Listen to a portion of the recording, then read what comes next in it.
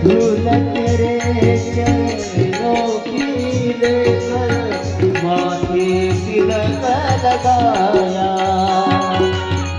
भूल तेरे चरणों की लेकर माथे तिलक लगाया।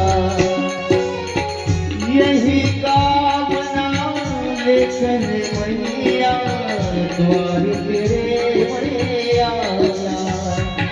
प्रभु में तेरा होती तेरी सेवा में कोई सारा गुजारू तेरी माँ। तू जो तेरी सहारा सुख जीवन का सारा तेरे चरणों में वारू होनी माँ।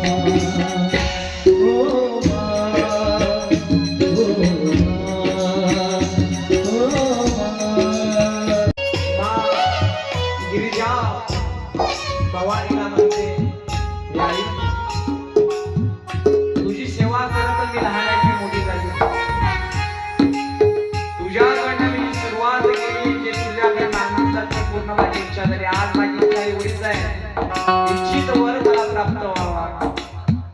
तिथे रुक्मिणी घालातल्या घालत असते ती नाराज होती असते सांगायचं तात्पर्य एवढं पुष्पाची हार गळ्यामध्ये टाकली कुंकू तिलक लावला आणि लावत असताना मायबाप तेवढ्यात दरवाजावरती बाहेर आले।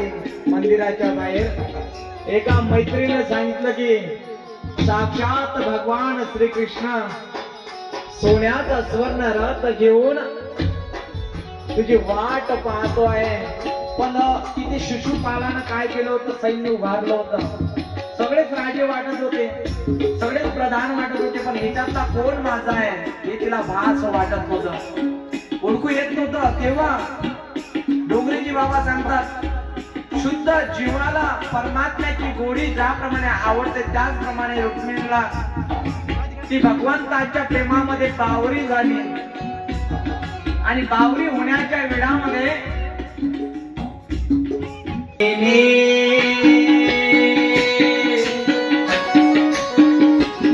अशी रुक्मिणी बावरी झाली ग अशी रुक्मिणी बावरी झाली ग रायाची बावरी झाली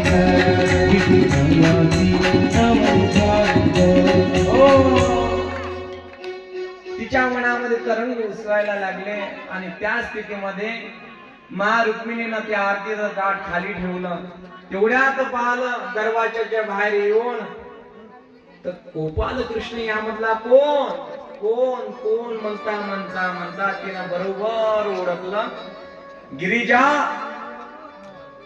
पूजनाच्या वेळेस मातीच्या अंगावर पडले धावत आले धावता धावता धावता कृष्णानं ओळखलं हेच रुक्मिणी माझी आहे। आणि जशी रुक्मिणी पाहिली तसाच गिरिजा कुमारीचं दर्शन घेतलं त्यांनी दर्शन घेतलं आणि तसा हातात हात पकडला आणि धाय तिच्या पळायला लागले। अशी रुक्मिणी बावरी झाली ग अशी रुक्मिणी बावरी झाली रायाची बावरी झाली ग रायाची बावरी झाली ग।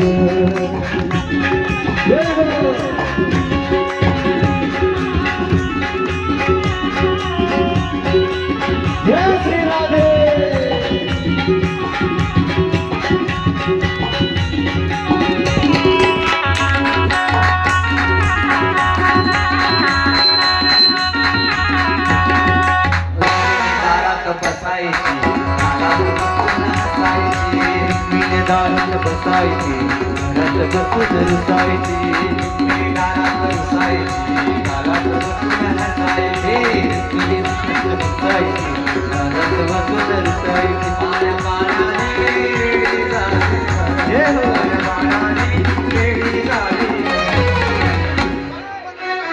त्या कृष्णाची राणी हो